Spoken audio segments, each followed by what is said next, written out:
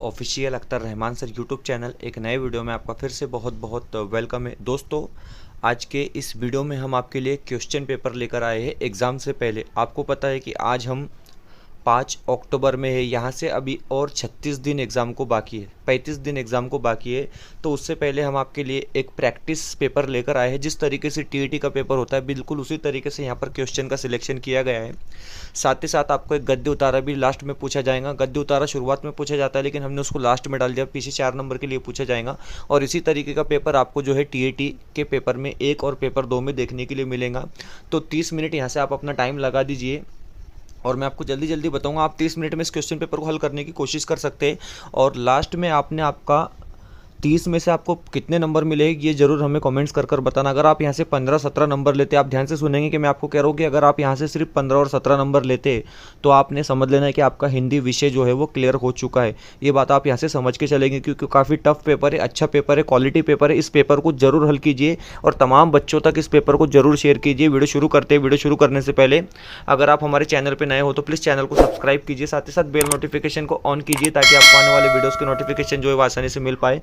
और अगर आप हमसे जुड़ना चाहते हो तो डिस्क्रिप्शन में जाकर आपको हमारे टेलीग्राम और व्हाट्सएप ग्रुप को ज्वाइन कर लेना है, जहां से आपको तमाम शासन निर्णय परिपत्रक वक्त वक्त पर देखने के लिए मिलेगा। तो दोस्तों प्लीज़ वीडियो को लाइक कीजिए। पहला प्रश्न देखते हैं। देखिए पहला प्रश्न देखते हैं। अपने नंबर लिखना शुरू कर दो। आपको कितने मार्क्स आ रहे हैं देखिए, ये आपकी एक टेस्टिंग है। एग्जाम से पहले आपकी ये परीक्षा है। यहाँ पर आपको मैं जस्ट बता रहा हूँ 15-17 नंबर आपको लेने हैं, उससे कम नंबर आपके नहीं आने चाहिए। मैक्सिमम 14-15 नंबर तो आपको यहाँ से मिलने चाहिए। पहला सवाल पूछा जा रहा है कि मृगनयनी में कौन सा समास है। तो देखिए यहाँ पर सवाल पूछा गया है कि मृगनयनी में कौन सा समास है। 4 पर्याय आपको यहाँ पर दिए गए हैं। अव्ययीभाव समास, तत्पुरुष समास, बहुव्रीहि समास के व कर्मधारय समास। तो देखो बच्चों यहाँ पर जो इसका जवाब हो जाएगा वो हो जाएगा ऑप्शन नंबर 3, क्योंकि मृगनयनी में जो समास का इस्तेमाल होता है वो कर्मधारय समास का इस्तेमाल होता है। उसके बाद देखते हैं दूसरा क्वेश्चन। सवाल नंबर 2। सवाल नंबर 2 इस तरीके से पूछा गया है कि दर्शन का तद्भव रूप है। देखिए दर्शन शब्द यहाँ पर दिया गया है, अब उसका हमको तद्भव रूप देखना है। ठीक है, तद्भव क्या होता है आपको पता है। संस्कृत के वो शब्द जिसको हिंदी में थोड़ा बदल कर इस्तेमाल किया जाता है उसको हम तद्भव कहते हैं। तो उसको हमको तद्भव रूप यहाँ पर देखना है। तो 4 आपको दर्शन दिए गए, 1 2 3 4, और इसका जो जवाब हो जाएगा वो हो जाएगा पर्याय नंबर 2, मतलब दर्शन। इस तरीके से इसका तद्भव रूप होता है। 2 सवाल हमारे हो चुके हैं, बढ़ते तीसरे सवाल की तरफ। सवाल नंबर 3 देखिए, सवाल नंबर 3 इस तरीके से दोस्तों आपके सामने। 9 दिन चले 2.5 कोस का अर्थ है। देखिए 9 दिन चले 2.5 कोस, मतलब 9 दिनों में सिर्फ 2.5 किलोमीटर तक चल पाए। इसका मतलब क्या होता है। 4 आपको ऑप्शन दिए गए। बहुत धीमी गति से काम करना, बहुत धीमी गति से चलना, अधिक समय में कम काम करना, या बहुत धीमी गति से दौड़ना। तो देखो बच्चों इसका जो जवाब हो जाएगा बेटा वो हो जाएगा ऑप्शन नंबर 3 के अधिक समय में कम काम करना। मैं आपको बता रहा हूँ कि ये क्वेश्चन पेपर आप बिल्कुल ईमानदारी से हल कीजिए और इसके नंबर आपके कितने आते ये हमें ज़रूर कमेंट्स कर बताइए, क्योंकि आपके लिए बहुत बहुत इंपॉर्टेंट है। मैं आपको फिर से बता रहा हूँ कि 15 नंबर भी अगर आपने यहाँ से हासिल कर लिए तो आपके 20 से ज़्यादा नंबर टीईटी के पेपर में बनने वाले, क्योंकि अभी भी एग्ज़ाम को 35-36 दिन बाकी है। अभी हम सिर्फ 15-20 दिन से पढ़ रहे हैं हम, क्योंकि जब से हमने फॉर्म भरे तब से हमने पढ़ना शुरू किया। तो आप जो है ना इस क्वेश्चन पेपर को पूरी ईमानदारी से हल कीजिए। उसके बाद बढ़ते आगे। ठीक है, प्रश्न नंबर 4 में पढ़ते। देखिए प्रश्न नंबर 4 जो है फेमस क्वेश्चन यहाँ पर पूछा जा रहा है कि जयशंकर प्रसाद का संबंध किस काव्य प्रवृत्ति से है। देखिए यहाँ पर आपको जयशंकर का प्रसाद जो है किस काव्य प्रवृत्ति से रहा है ये आपको बताना है। तो देखिए यहाँ पर प्रयोगवाद बताया जा रहा है, प्रगतिवाद बताया जा रहा है, छायावाद बताया जा रहा है, उपरोक्त से में से कोई नहीं। इस तरीके से 4 चीज़ें बताई जा रही है। आपको पता है कि जयशंकर का संबंध जो है वो छायावाद से रहा है। और छायावाद के 4 जनक कौन से, 4 जनक जिसको हम कहेंगे 4 स्तंभ कौन से, तो मैथिली शरण गुप्त जी हो जाते, सूर्यकांत त्रिपाठी हो जाते, निराला हमको जिसको कहते हैं, जयशंकर प्रसाद और महादेवी वर्मा, ये छायावाद के 4 स्तंभ हो जाते हैं। उसके बाद बढ़ते सवाल नंबर 4 की तरफ। सवाल नंबर 4 इस तरीके से यहाँ पर सवाल पूछा गया है कि शेर शाह सिंह का शस्त्र समर्पण के रचनाकार है। देखिए सवाल इस तरीके से यहाँ पर पूछा गया है कि शेर सिंह का शस्त्र समर्पण के रचनाकार है। 4 ऑप्शन आपके सामने यहाँ पर दिए गए। आपको बताया जा रहा है कि सूर्यकांत त्रिपाठी निराला है जिनको हम क्रांतिकारी कवि कहते, रामधार सिंह दिनकर जिनको हम राष्ट्र कवि कहते, सुभद्रा कुमारी चौहान की व जयशंकर प्रसाद। इस तरीके से यहाँ पर हमको 4 ऑप्शन दिए गए। तो देखो बेटा इसका जो जवाब हो जाएगा शेर सिंह का शस्त्र समर्पण के रचनाकार है हमारे जयशंकर प्रसाद जी, जिनको हम छायावाद का जनक भी कहते हैं। बढ़ते हैं छठे सवाल की तरफ। सवाल नंबर 6। देखो सवाल नंबर 6 इस तरीके से यहाँ पूछा गया है। आप देख सकते हैं कि संबंध कारक का चिन्ह है। देखिए संबंध कारक का चिन्ह आपको यहाँ पर बताना है बेटा। 4 ऑप्शन आपको दिए गए, मैं, पर, 2 के लिए, 3 का, की, के और 4 में से। तो देखिए आपको पता है कि संबंध कारक का जो चिन्ह है वो हो जाता है ऑप्शन नंबर 3 का, की, के, मतलब हमारा पर्याय नंबर 3 जो है वो बेटा सही जवाब यहाँ पर हो जाएगा। उसके बाद आते हैं 7वें सवाल की तरफ। 7वां सवाल पूछा जा रहा है कि निम्नलिखित में से कौन सा युग्म विलोम युग्म नहीं है। विलोम का अर्थ क्या होता है, बच्चों ने पूछे मुझे कमेंट्स करके, मैं आपको बता दूं कि विलोम का अर्थ होता है विरुद्धार्थी। विलोम शब्द का अर्थ होता है विरुद्धार्थी शब्द, मतलब अपोजिट वर्ड। ये बात आप याद रखेंगे। और समानार्थी को हम समानार्थी ही कहते हैं कि वह पर्यायवाची शब्द कहते हैं, ठीक है। यहाँ पर बताया जा रहा है कि निम्न में से कौन सा शब्द युग्म नहीं है। जो गलत है वो हमको बताना है। तो देखिए गुण दोष जो है वो सही हो जाता है, पाप पुण्य भी सही हो जाता है, न्यून अधिक भी सही हो जाता है, कम ज़्यादा हम इसको कहते हैं। लेकिन यहाँ पर जो नहीं है वो हो जाता है हमारा ऑप्शन नंबर 4 विहुद्ध विशाल। इस तरीके से ऑप्शन नंबर 4 हमारा जो यहाँ पर सही जवाब हो जाएगा। बढ़ते हैं अगले सवाल की तरफ। सवाल नंबर 8 पूछा जा रहा है, देखेंगे आप। सवाल नंबर 8 पूछा जा रहा है कि रुजु शब्द का विलोमार्थक है। देखिए रुजु शब्द का विलोमार्थक शब्द है, मतलब विरुद्धार्थी शब्द कौन सा है। 4 आपको दिए गए ऑप्शन, सीधा, सरल, तिर्यक, को। तो देखिए सीधा सरल तो एक जैसी चीज़ हो जाती है, तो ये नहीं होगा। इसका जवाब जो है वो तिर्यक होगा, मतलब ऑप्शन नंबर 3 जो है हमारा वो सही जवाब है। बढ़ते हैं अगले सवाल की तरफ। सवाल नंबर 9। सवाल नंबर 9 इस तरीके से यहाँ पूछा गया है कि देखिए कौन सा शब्द शुद्ध है।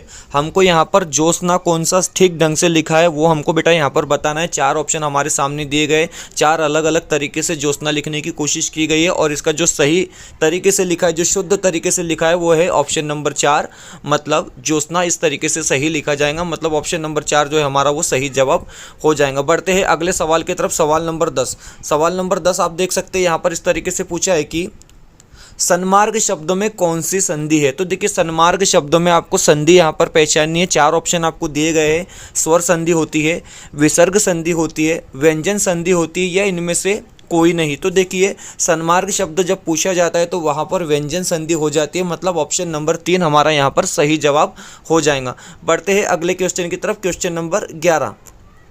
क्वेश्चन नंबर 11 पूछा जा रहा है, आप देख सकते हैं जिस तरीके से भाषा प्रवाह तथा अभिव्यक्ति कौशल्य के मूल्यांकन का उपयुक्त तरीका है।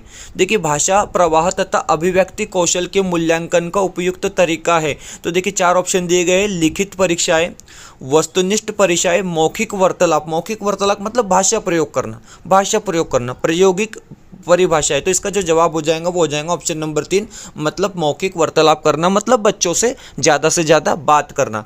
उसके बाद आते हैं सवाल नंबर 12 की तरफ। सवाल नंबर 12 इस तरीके से यहाँ पूछा गया कि आप देख सकते हैं। सवाल नंबर 12 में बताया जा रहा है कि भाषा शिक्षण का आदर्श वातावरण है। देखिए भाषा शिक्षण का आदर्श वातावरण क्या है ये आपको यहाँ पर बताना है। दृश्य श्रव्य सामग्री का प्रचुर प्रयोग, अध्यापक का एक लाभ, विद्यार्थियों को अभिव्यक्ति के भरपूर अवसर कि वह भाषागत शुद्धता पर अधिक बल। तो देखो इसका जो जवाब हो जाएगा बेटा वो हो जाएगा ऑप्शन नंबर 3, विद्यार्थियों को अभिव्यक्ति के भरपूर अवसर। इस तरीके से इसका जो जवाब हो जाएगा वो ऑप्शन नंबर 3 हो जाएगा। बढ़ते हैं अगले सवाल की तरफ। सवाल नंबर 13। अब सवाल नंबर 13 आप यहाँ पर देखेंगे कुछ इस तरीके से सवाल नंबर 13 पूछा गया है कि भाषा सीखने में मातृभाषा का व्याघात।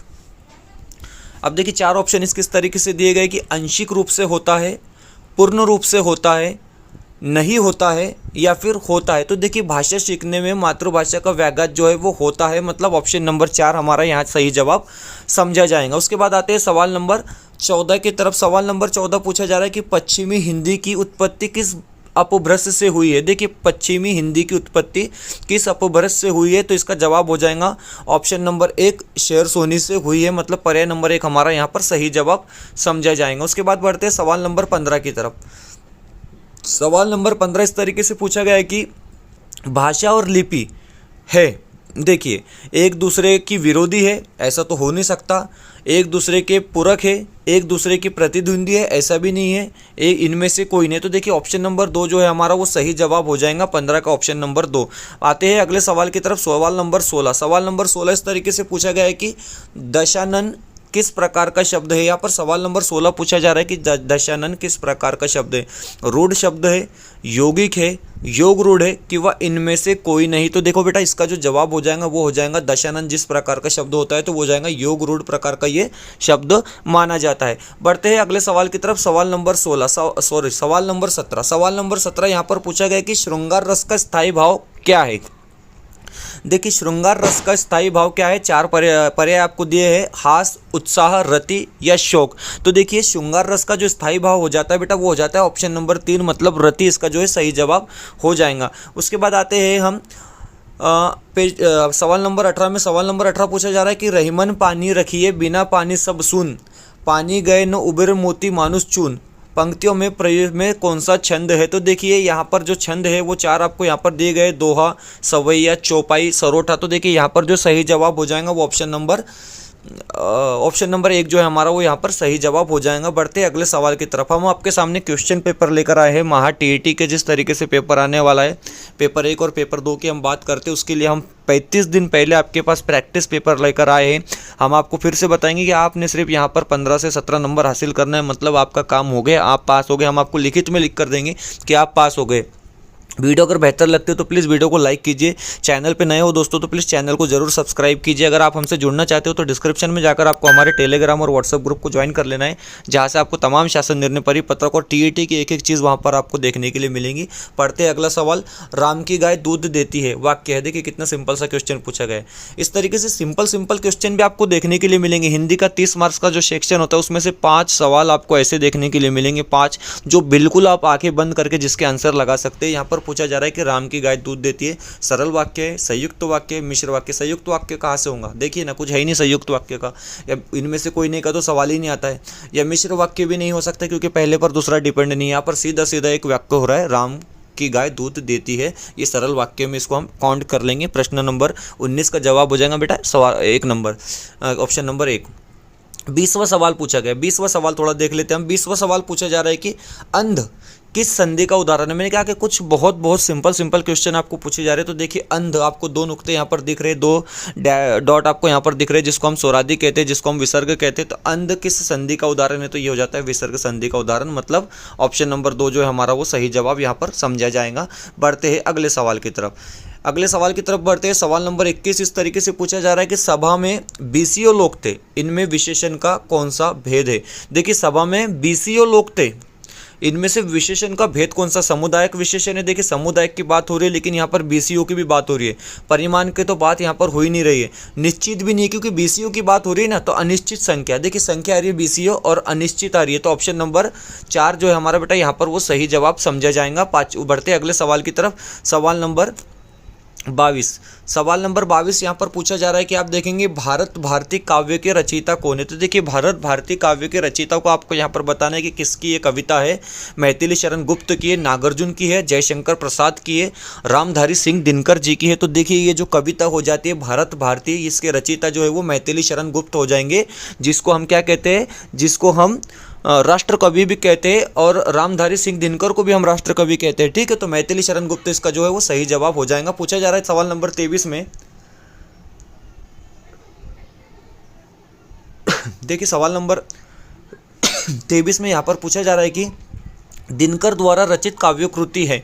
देखिए, दिनकर मतलब रामधारी सिंह दिनकर द्वारा रचित काव्य कृति कौन सी है। कामायनी है, कामायनी तो जयशंकर प्रसाद की आपको पता है, कुरुक्षेत्र, अनामिका, एक भारतीय आत्मा। तो देखिए, रामधारी सिंह दिनकर जी की जो कहानी है वो हो जाती है हमारी काव्य कृति हो जाती है कुरुक्षेत्र। याद रखेंगे, कुरुक्षेत्र लिख कर रख लेंगे। ठीक है, बढ़ते अगले सवाल की तरफ। सवाल नंबर 24 यहाँ पर पूछा जा रहा है कि निम्नलिखित में से कौन सा अव्ययीभाव समास का उदाहरण है। तो देखिए, अव्ययीभाव समास का उदाहरण हमको यहाँ पर देखना है, जिसका प्रथम पद जो है वो प्रधान होता है। रन में कौशल, पीला है वस्त्र जिसका, समय के अनुसार, सत्य के लिए आग्रह। तो देखिए, अव्ययीभाव समास का यहाँ पर उदाहरण हो जाएगा समय के अनुसार, मतलब ऑप्शन नंबर 3 जो है हमारा वो सही जवाब हो जाएगा 25 का। उसके बाद आते हैं सवाल नंबर 25 की तरफ। सवाल नंबर 25 पूछा जा रहा है मुझसे हंसा नहीं जाता, मैं वाच्य है। देखिए, मुझसे हंसा नहीं जाता में वाच्य कौन सा है। तो देखिए, यहाँ पर 4 ऑप्शन दिए गए, कुर्तुवाच्य है, कर्मवाच्य है कि वह भाववाच्य है। तो देखिए, इसका जो जवाब हो जाएगा वो हो जाएगा कुर्तुवाच्य, मतलब ऑप्शन नंबर 1 जो है बेटा हमारा वो सही जवाब यहाँ पर समझा जाएगा। उसके बाद सवाल नंबर 26, प्रज्ञा प्रज्ञाचक्षु का अर्थ है, देखिए प्रज्ञाचक्षु का अर्थ क्या होता है, विद्वान होता है, तीव्र दृष्टि होती है, अंधा होता है, बड़ी आंखें होती है। तो देखिए प्रज्ञाचक्षु का अर्थ होता है अंधा, मतलब ऑप्शन नंबर 3 जो है हमारा वो सही जवाब हो जाएगा। इसके बाद हम एक पैराग्राफ देखेंगे, क्योंकि हम क्वेश्चन पेपर की तरह ही एक क्वेश्चन पेपर यहाँ पर हल कर रहे हैं, जिसमें आपको पढ़कर जो है वो आंसर देने हैं। तो इस पैराग्राफ को आप थोड़ा पढ़ लेंगे, मैं भी आपके साथ पढ़ लूँगा, मैं आपको नीचे आंसर भी बता देता हूँ। आप सवाल देखेंगे, सवाल इस तरीके से है कि विज्ञान में मानव को सहनशील बनाया है, पहला सवाल है। दूसरा सवाल है एक सहनशील व्यक्ति वह होता है जो, ठीक है। उसके बाद तीसरा सवाल है विज्ञान ने बढ़ाया है। उसके बाद चौथा सवाल है अतीत में खूनी लड़ाइयाँ लड़ी गई। इस तरीके से 4 सवाल आपको पूछे गए। पहले पैराग्राफ पढ़ लेते और उसके बाद मैं आपको डायरेक्ट यहाँ पर जवाब बता दूंगा, ठीक है। तो बेटा पहले पैराग्राफ पढ़ लेते और इस तरीके से आपको कुछ लिखा जाएगा, वहाँ पर आपको 1 से लेकर 4 तक सवाल देखने के लिए मिलेंगे, ठीक है। हिंदी भाषा प्रथम में आपको, जब आप महाटेट का पेपर दे रहे हो 10 नवंबर को, तो वहाँ पर आपको 1 से लेकर 4 तक इस तरीके से सवाल देखने के लिए मिलेंगे। पद्य उतारा पूछा जाएगा, पद्य परिच्छेद पूछा जाएगा, या गद्य उतारा पूछा जाएगा, दोनों में से कोई एक आपको पूछा जाएगा। उसमें से आपको 4 मार्क्स के लिखने, हमने इसको पीछे डाल दिया, ठीक है। निम्नलिखित गद्यांश को पढ़कर दिए गए प्रश्नों के उत्तर दीजिए। तो देखिए हम गद्यांश को पढ़ लेते हैं।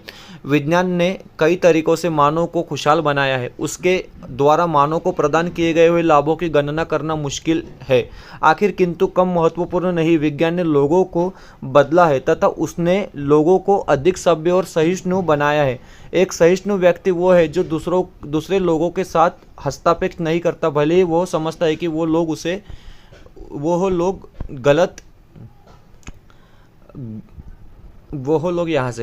गलत है, वह उन्हें अलग तरीके से विश्वास करने के लिए प्रेरित कर सकता है, परंतु वह उन्हें बाध्य नहीं करेगा।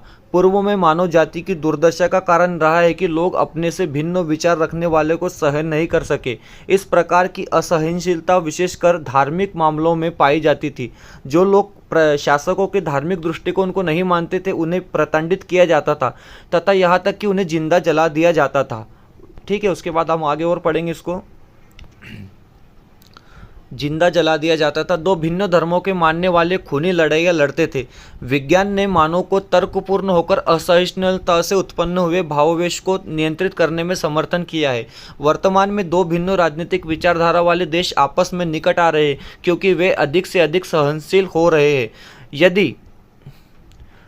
यदि विज्ञान ने युद्ध के भय को बढ़ाया है, तो उससे से अनंत शांति की संभावना को भी बढ़ाया है, जो सहनशीलता से आएंगी। इस तरीके से एक गद्य आकलन आपको दिया गया, गद्य उतारा परिच्छेद आपको दिया गया और 4 सवाल उसके आधार पर यहाँ पर पूछे गए। अब व्याकरण ये तो हमने पढ़ लिया, अब मैं आपको इसको जवाब बता देता हूँ। आप चाहे तो फिर से इसका स्क्रीनशॉट लेकर भी जो है पढ़ सकते हैं। देखिए बारी बारी आप इसका स्क्रीनशॉट लेकर जो है इसको पढ़ सकते हैं, या स्क्रीन थोड़ी छोटी करके मैं आपको इसको एक साथ में ही सारा का सारा दिखाने की कोशिश यहाँ पर करता हूँ। देखिए ये पूरा का पूरा पैसेज जो है वो आ गया है एक ही इसमें, और इसको आप स्क्रीनशॉट लेकर पढ़कर जो है इसके जवाब भी आप दे सकते हैं। मैं अब आपको जवाब बताने जा रहा हूँ, ठीक है। इसको हम थोड़ा और जूम कर लेते हैं, और यहाँ पर जूम करने के बाद मैं इसके जवाब आपको यहाँ पर बताने की कोशिश करता हूँ। देखिए आप, क्योंकि इस तरीके से 4 नंबर के लिए हमको एक गद्य आकलन पूछा जाएगा। जवाब इस तरीके से रहेंगे इसके कि विज्ञान ने मानव को सहनशील बनाया है, क्योंकि देखिए सिंपल सा जवाब ऐसा तो हम सोचकर भी दे सकते हैं, उसे चिंतन और तर्क करने योग्य बनाकर। ये हो गया पहले का जवाब, मतलब ऑप्शन नंबर 1 जो है वो पहले का जवाब हो जाएगा। उसके बाद 28वां सवाल आप देखते हैं। 28वां सवाल कुछ इस तरीके से यहाँ पर पूछा गया है कि एक सहनशील व्यक्ति वो होता है जो अब इसका जवाब अपने विचारों को किसी पर थोपने का प्रयास करता है, दूसरों के विचारों को स्वीकार करता है, दूसरों के वे जो बात को विश्वास करते हैं उसे दंडित पीड़ित। देखिए इसका जवाब हो जाएगा ऑप्शन नंबर 1, दूसरों के विचारों को स्वीकार करता है, वही सहनशील व्यक्ति होता है, ठीक है। उसके बाद बढ़ते हैं हम तीसरे सवाल की तरफ। सवाल नंबर 3 इस तरीके से पूछा गया है कि विज्ञान ने बढ़ाया है। देखिए विज्ञान ने क्या बढ़ाया है मानव में, 1 मिनट में इसका जवाब आपको बताता हूँ। विज्ञान ने क्या बढ़ाया है, प्रश्न नंबर 29 का जवाब हो जाएगा ऑप्शन नंबर 4, मानव में असहिष्णुता को, मतलब ऑप्शन नंबर 4 इसका जो है सही जवाब हो जाएगा। उसके बाद 30वां सवाल है, यहाँ पर इस तरीके से पूछा जा रहा है कि अतीत में खूनी लड़ाई लड़ी गई। देखिए अतीत में खूनी लड़ाई किस वजह से लड़ी गई, आप देखेंगे कि ऑप्शन नंबर 3 इसका जवाब हो जाएगा विभिन्न धार्मिक विचार वाले व्यक्तियों के कारण, मतलब ये परिच्छेद के आधार पर हम यहाँ पर जवाब दे रहे हैं। तो इस तरीके से हमने पूरे 30 नंबर का ये क्वेश्चन पेपर देखा है। आप देख सकते हैं कि पूरे 30 नंबर का हमने ये क्वेश्चन पेपर देखा है, और इसमें जो है आपको कितने नंबर मिलते हैं आपने हमें कमेंट करके ज़रूर बताना, क्योंकि अपने कॉन्फिडेंस के लिए, अपनी प्रैक्टिस के लिए, आपके लिए ये बहुत बहुत ज़रूरी ज़रूरी है। अगर आप यहाँ से मैं बता रहा हूँ जस्ट 15 नंबर भी अगर आप लेंगे, आज 35 दिन एग्जाम को बाकी है, 35 दिन में आपके 5 से 7 नंबर और बढ़ेंगे, आप 20, 22, 25 तक जा सकते हो हिंदी भाषा में। क्योंकि इसलिए ये क्वेश्चन पेपर आपके लिए लाना ज़रूरी था। और ये क्वेश्चन पेपर जो है इसकी कठिन पातळी जो है वो ठीक ठीक थी, मतलब इतना आसान पेपर ये नहीं था। एक दो क्वेश्चन आसान थे बाकी, लेकिन बाकी जो पेपर जो है ना वो हमने टीएटी की परीक्षा को एकत्रित करके ये क्वेश्चन पेपर आपके सामने लाया है। महाटेट में भी इसी तरीके से पेपर आपको देखने के लिए मिलेगा। वहाँ पर पैराग्राफ आपको शुरुआत में देखने के लिए मिलेगा, हमारे क्वेश्चन पेपर में हमने इसको लास्ट में दिया था। ठीक है, मिलते हैं नए वीडियो में। वीडियो बेहतर लगे तो प्लीज़ वीडियो को लाइक कीजिए, चैनल पर नए हो तो प्लीज़ चैनल को सब्सक्राइब कीजिए। डिस्क्रिप्शन में जाकर आपको हमारे टेलीग्राम और व्हाट्सअप ग्रुप को ज्वाइन कर लेना बच्चों, जहाँ से आपको तमाम शासन निर्णय परिपत्र को वक्त वक्त पर देखने के लिए मिलेंगे। मिलते हैं नए वीडियो में किसी बेहतर अपडेट के साथ।